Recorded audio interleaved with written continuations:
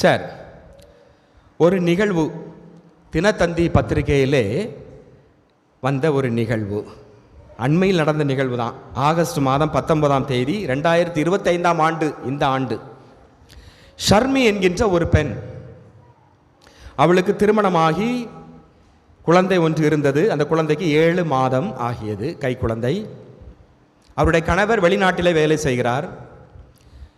எனவே இந்த ஷர்மி தனது தாயின் கண்காணிப்பிலே தாய் வீட்டிலே இருக்கிறார். அவருடைய கணவர் தாய் வீட்டில் இருந்துங்கன்னு சொல்லி விட்டுட்டு போயிட்டார். இந்த ஷர்மி நிறைய நேரம் ஃப்ரீயாக இருந்துச்சு. அம்மா வீடு தானே, எல்லாம் அம்மா பார்த்துக்கிடுவாங்க வேலையை அப்படின்ட்டு நேரத்தை போக்குறதுக்கு அலைபேசியிலே பேச ஆரம்பித்தாள். அலைபேசியை பார்க்க ஆரம்பித்தாள். நிறைய அப்படி இப்படி இது பண்ணி கடைசியில் அதற்கு அடிமையாகி போனாள். குழந்தையை பார்க்க கண்காணிக்க மறந்து விட்டாள்.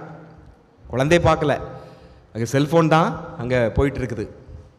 அப்போ அம்மா, பெத்த தாய் ஷர்மியனுடைய அம்மா சொல்கிறாங்க, ஏம்மா கொஞ்சம் குறைச்சிக்க, இப்படி வீணா போய் பாலா போறிய, உன் பிள்ளைய பாரு, அவளுக்கு ஒழுங்காக சாப்பாடு போடு, வேலை கவனிச்சிக்க, பிள்ளையை கவனிக்காமல் எப்படி.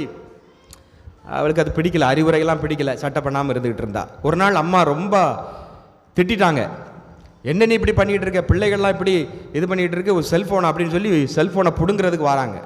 பிடுங்கி வச்சுக்கிட்டாங்க. உடனே இவா பிள்ளையும் கையில் தூக்கிட்டு ஓடுறா வீட்டை விட்டு. ஷர்மி ஓடி போய் பக்கத்தில் உள்ள குளத்தில் குதிச்சு தற்கொலை செய்து கொண்டாள்.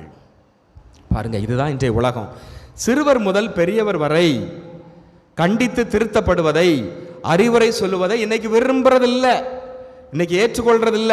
பிடிக்கவே பிடிக்காதது இன்னைக்கு பிள்ளைகளுக்கு. சின்ன பிள்ளைகள் கூட செல்போன் யூஸ் பண்ணோம். ஏம்மா அது இல்லாமல் இருக்க முடியாது, யூஸ் பண்ணாதடா, வேண்டாம், முடியாது. புதிதாக திருமணமானவங்க கூட அவங்களுக்கு நாம் எந்த அறிவுரையும் சொல்லக்கூடாது. இப்படி இப்படி இரு, இல்லை எனக்கு தெரியும், எனக்கு தெரியாதா. இன்னைக்கு விவரம் அதிகமாயிடுச்சு. அதனால இன்னைக்கு பெரியவர்களோ மற்றவர்களோ திருத்துவதை இன்றைய தலைமுறை விரும்புவதில்லை. திருத்தங்களை ஏற்க மறுத்தல் இன்றைய தலைமுறை. 2ஆம் வாசகத்தில் தான் அருமையாக அதைத்தான் சொல்றார். 2ஆம் வாசகம் எபிரேயர் 12ஆம் அதிகாரம் 6-7 வாசிங்க.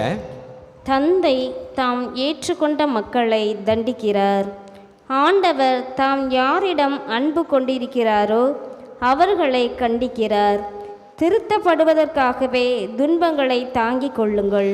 திருத்தப்படுவதற்காக துன்பங்களை தாங்கிக் கொள்ளுங்கள். கடவுள் உங்களை தம் பிள்ளைகளாக நடத்துகிறார். தந்தை தண்டித்து திருந்தாத பிள்ளை உண்டோ? சரி, அப்போ ஒரு அப்பா, ஒரு பெற்றோர்கள் பிள்ளையை கண்டிக்கிறாங்க. எதுக்கு? அவங்க மேலே உள்ள ஒரு அன்பு, பாசம். அதே போல தான் ஆண்டவரும் நம்மளை சில நேரத்தில் தண்டிக்கிறாரு. சில